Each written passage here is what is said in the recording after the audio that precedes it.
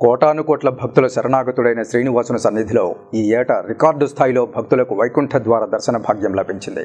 గతంలో ఎన్నడూ లేని విధంగా శ్రీవారి ఆలయంలో వైకుంఠ ద్వారాలు తెరిచిన 10 రోజుల్లో ఈ ఏటా 6,47,000 మంది భక్తులు స్వామివారి వైకుంఠ ద్వార దర్శన భాగ్యాన్ని పొందారు. తిరుమల నుంచి మా ప్రతినిధి శివ అందిస్తున్న ప్రత్యేక కథనం. కలియుగ వైకుంఠం తిరుమల. శ్రీవారు అలవైకుంఠాన్ని విడిచిపెట్టి తన భక్తులను రక్షించడానికి ఎలవైకుంఠంగా భాసిల్లుతున్న తిరుమలలో స్వయంభువై వెలిసి ఉన్నారు శ్రీనివాసుడు. సప్తగిరులపై వెలిసిన కోనేటి రాయుడిని దర్శించుకుంటే తమ కష్టాలు గట్టెక్కుతాయని 7 కొండలు ఎక్కి వస్తారు శ్రీవారి భక్తులు. నిత్యం వేల సంఖ్యలో పర్వదినాల్లో లక్షలాది మంది భక్తులు శ్రీవారిని శరణు వేడుతూ తిరుమలకు చేరుకుంటారు. ఇక ఏడాదికి ఒక్కసారి మాత్రమే తెరిచే వైకుంఠ ద్వార దర్శనానికి ప్రాధాన్యత, ప్రాశస్త్యం అంతా ఇంతా కాదు. సాక్షాత్తు శ్రీమన్నారాయణుడే ముక్కోటి దేవతలకు వైకుంఠ ద్వారంలో దర్శనమిస్తారట. ఆ సమయంలో స్వామివారిని దర్శించుకుంటే మోక్షం సిద్ధిస్తుందని భక్తుల ప్రగాఢ విశ్వాసం. ఇంకేముంది, కలియుగ వైకుంఠనాథుడి దర్శన భాగ్యం, వైకుంఠ ద్వార దర్శనం మోక్షప్రాప్తం కావడంతో అటు సామాన్యులే కాదు, ఇటు విఐపీలు సైతం తిరుమలకు క్యూ కడతారు. శ్రీవారి ఆలయంలో ఉన్న శాసనాల ద్వారా లభిస్తున్న సమాచారం మేరకు 15వ శతాబ్దం నుంచి వైకుంఠ ఏకాదశి పర్వదినం నిర్వహిస్తున్నారు. 3 రోజుల పాటు నిర్వహించే ఈ పర్వదినం సందర్భంగా ఆలయంలో వైకుంఠ ద్వార ప్రవేశానికి భక్తులను అనుమతించేవారు కాదు. 1843 నుంచి 63 వరకు శ్రీవారి ఆలయ పరిపాలనను పర్యవేక్షించిన మహంతు సేవాదాస్ హయాంలో స్వామివారి ఆలయంలో వైకుంఠ ద్వార ప్రవేశం ప్రారంభమైంది.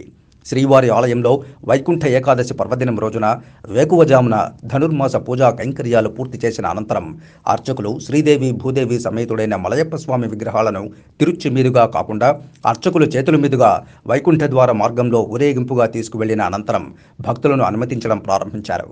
అప్పట్లో ఏకాదశి పర్వదినానికి మాత్రమే పరిమితం కాగా అటు తర్వాత 1949 నుంచి వైకుంఠ ద్వాదశి రోజున కూడా భక్తులను అనుమతించడం ప్రారంభించింది టీటీడీ.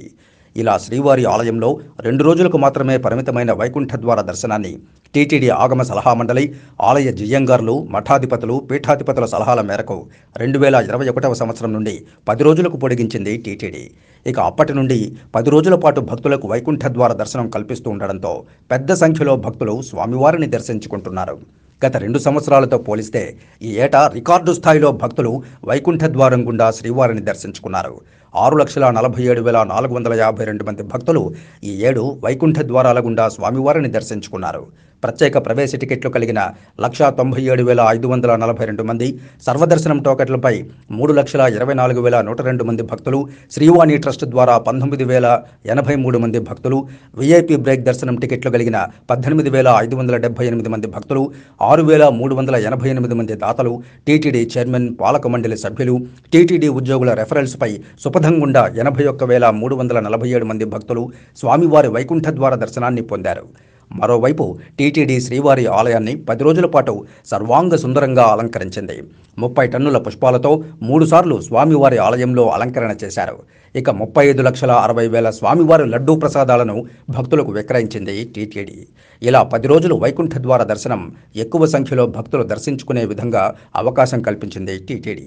దర్శనము 6,47,452 6,47,452 టోటల్ దర్శనం చేసుకున్నారు. ఇది 2023 అంటే పోయిన సంవత్సరంతో పోలిస్తే పోయిన సంవత్సరం 6,09,000 చేసుకున్నారు. అంటే ఈ సంవత్సరం దాదాపు 40,000 పైగా ఎక్కువ. మనం ఆబ్సెంట్ దాన్ని కవర్ చేయడం వల్ల 40,000 ఎక్కువ దర్శనం చేసుకున్నారు. తర్వాత హుండీ కానుకలు ఈ సంవత్సరం చాలా అత్యధికంగా వచ్చాయి.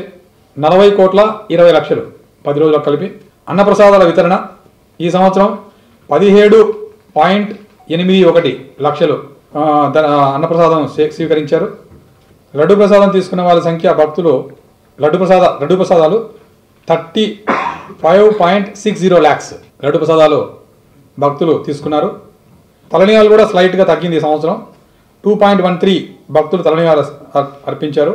వైకుంఠ ద్వార దర్శనానికి టీటీడీ ముందస్తుగానే భక్తులకు ఆన్లైన్ ప్రత్యేక ప్రవేశ దర్శనం టికెట్లు, ఆఫ్లైన్లో సర్వదర్శనం టోకెన్లను జారీ చేసి భక్తులను దర్శనానికి అనుమతించడంతో ఎటువంటి ఇబ్బందులు లేకుండా భక్తులందరూ సంతృప్తికరంగా స్వామివారిని దర్శించుకోవడంతో టీటీడీ అధికార యంత్రాంగం ఊపిరి పీల్చుకుంది.